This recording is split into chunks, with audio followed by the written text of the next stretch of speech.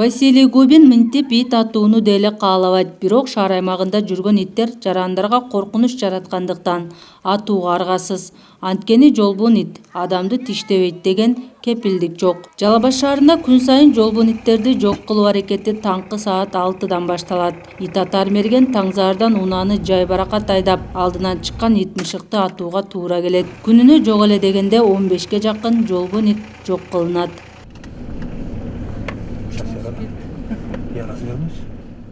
Эл жүргөн аймактарга коркунуч жараткан жолбун иттер атылганы менен ит ээлери менен араздашкан учурларда кездешпей койбойт. Ит атар мергенди уур токмокко алган учурларда көп кездешет.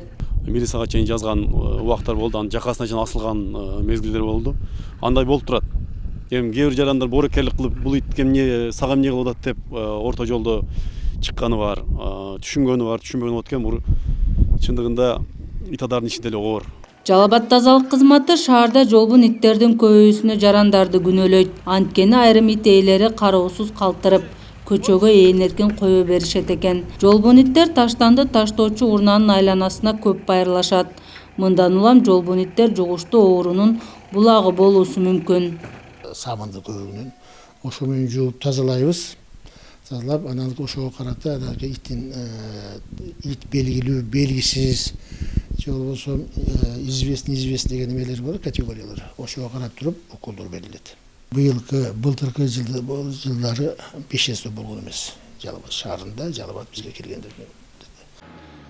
Акыркы 9 айда шаар боюнча 133 адам ит мышыктын кол салуусунан жабыркап, ооруканага кайрылган. Көрсөткүч былтыркы жылга салыштырмалуу 20 азайган. Бул жолбун иттер менен күрөшүү жакшырганынан кабар берет. Жыл башынан бери бүгүнкү күнгө чейин шаар ичинде 1600гө жакын жолбун ит жок кылынган. Жалал Абад шаарында кутурма оорусу эч кандай катталган эмес. Бул деген бизде профилактиканын жүрүп аткан себеби анан ит атарыбыздын иштеп аткандыгы дагы байланыштуу болуп атат. Кудайга шүгүр ошол кутурма оорусуна алигече катталуу жоктугуна биз бүгүнкү күндө күбө болуп турабыз да. Окуучуларга, эртемен чыккан ишке кетип аткан аялдарга, эркектерге өзүн өзү коргойт. Аялдар каяктан биз постоянно аялдар мынтип эш көтөрүп келет. Ит келип аркасынан тиштеген аял былтыр болгон. Быйыл деле окуучулар коркуп атат.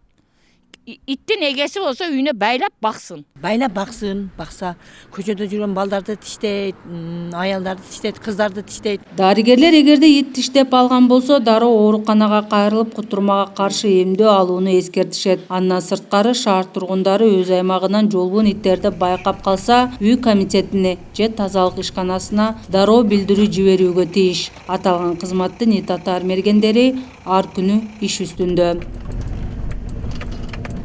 Элиза Жолтоева, Аскар Маматисаков, Жалал Абад шаары.